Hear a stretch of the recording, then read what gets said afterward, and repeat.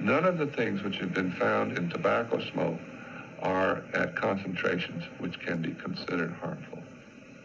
But the components themselves can be considered harmful, can they not? Anything can be considered harmful. Applesauce is harmful if you get too much of it. I don't think many people are dying from apple salt. They're not eating that much. A lit cigarette is a burning paper tube filled with crushed tobacco laced with addictive nicotine. The cancer-causing smoke, inhaled deeply into the smoker's lungs, leaves a layer of tar behind. Today, more than 1 out of 5 deaths in the United States is tied to smoking. How did this ever seem like a good idea? This is the story of how the work of a committee of 10 men started a war on tobacco, an industry that was quietly poisoning a nation.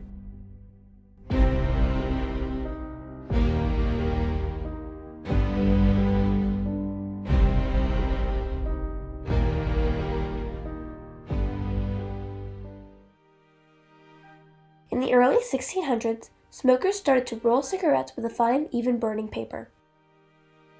Cigarettes spread from Spain to the United States, where they were manufactured as early as the American Civil War.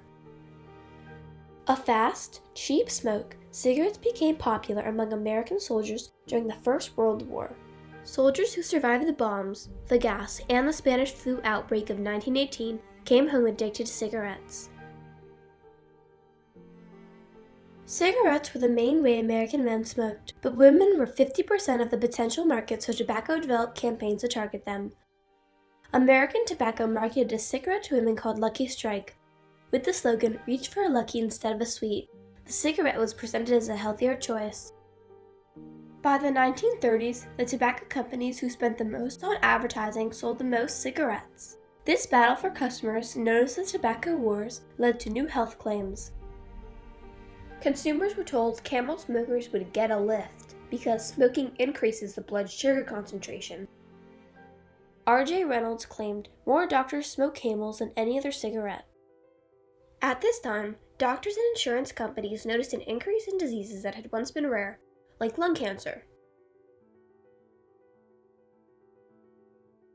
In 1954, tobacco companies stopped their tobacco wars and formed the Tobacco Industry Research Committee, also known as the TIRC. The scientific director of the TIRC was a biologist named Clarence Cook Little, who made important contributions to cancer research. But Little was also a eugenicist. In 1936, Little had written, "Our political and sociological premise in America is based on the false premise that all persons are born free and equal. This is an absolute absurdity." Little thought that genetics determined many things about a person, including if that person would get cancer. In April 1954, the TIRC issued a scientific perspective on the cigarette controversy, an 18-page document quoting physicians and scientists who doubted that smoking caused lung cancer. More than 200,000 copies were distributed to the medical community and the media. In the spring of 1961, U.S. Surgeon General Luther L. Tarrant announced an advisory committee to investigate the effects of smoking. From a list of 150 of the country's most prominent scientists and medical doctors, 10 were selected, 5 smokers and 5 non-smokers. The committee reviewed all known studies and asked tobacco companies to give statements. Tobacco companies knew what the outcome would be. Their research libraries were filled with the same studies. The committee's findings were clear. Cigarette smoking was extremely dangerous. The death rate from lung cancer was 1,000% higher among men who smoked cigarettes. Smokers were more likely to suffer from chronic bronchitis and emphysema, and were 70% more likely to have coronary artery disease. Finally, between 40 to 45% of children were regular smokers by the 12th grade. The committee concluded, cigarette smoking is a health hazard of sufficient importance in the United States to warrant appropriate remedial action. Using the TIRC's own strategy, the Public Health Service distributed 350,000 copies of the report to every medical student in the country. The 1964 Surgeon General's report was widely praised and became the model for future studies. The anti-tobacco movement now had something they could use to break tobacco's grip on American health. The report had started a war. This was a committee that was appointed specifically by the Surgeon General. They were all experts who had not had sort of any prior involvement in the issue, so they were considered to be kind of objective experts with expertise in different areas of science. And then they also did the most comprehensive review that had been done up to that point. The very day the Surgeon General's report was released, the FTC fired the first shot announcing it wanted warning labels. Earl Clements, a former governor, U.S. congressman, and senator from Kentucky, helped tobacco undermine the FTC. The Federal Cigarette Labeling Act of 1965 resulted in a label that said, "Caution, cigarette smoking may be hazardous to your health." The weak label had no impact on smoking. Tobacco had won the first round. In June of 1967, the FCC joined the fight by requiring broadcasters to give equal time to anti-tobacco commercials. The American Cancer Society began an effective anti-smoking campaign.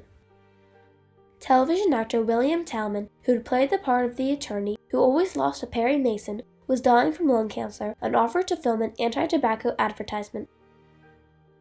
"I've got lung cancer. So take some advice about smoking and losing from someone who's been doing both for years. If you don't smoke, don't start. If you do smoke, quit. Don't be a loser."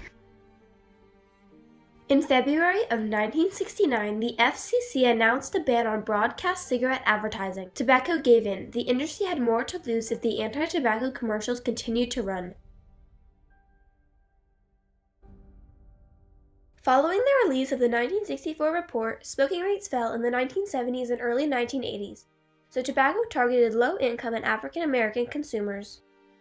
Cigarette advertisements appeared on billboards in low-income communities, and tobacco promoted menthol cigarettes, popular among African-American smokers. Increasingly, it was African-American communities who were suffering most from tobacco-related disease. Tobacco companies denied that they were targeting children, but most smokers started before the age of 18. It was illegal to sell cigarettes to minors, but children got them from vending machines. One R.J. Reynolds executive said that smokers aged 14 to 24 represents tomorrow's cigarette business. In the 1980s, R.J. Reynolds introduced the cartoon advertising character Joe Camel to the United States. Two studies were published soon after in the same issue of the Journal of the American Medical Association. One study showed that Camel's share of the underage market went from 0.5% to 32.8% since the beginning of the campaign. The second study found that children from ages 3 to 6 recognized Joe Camel almost as much as they recognized Mickey Mouse. Public sentiment turned against tobacco. In 1992, the Environmental Protection Agency announced that tobacco smoke would be considered a Class A human lung carcinogen. Dominoes had been falling since the 1964 Surgeon General's report, but the tobacco industry's grip on American health was finally broken. Smoking, once considered harmless, was now a deadly habit America wanted to break.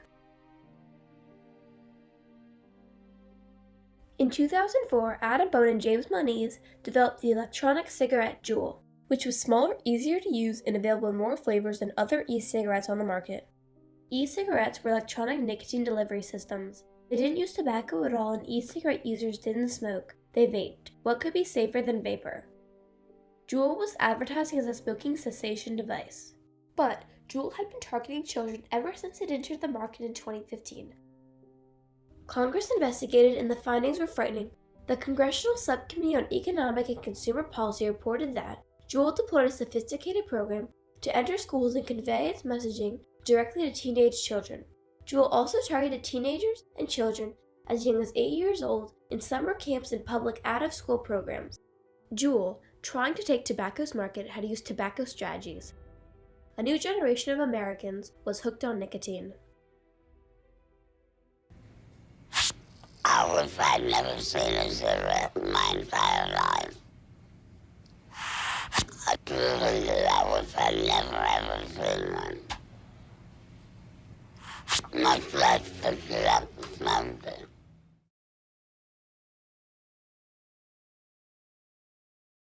I think that if the company as a whole believed that cigarettes were really harmful, we would not be in the business. We're a very moralistic company. I think the management of Philip Morris is sincere in this position.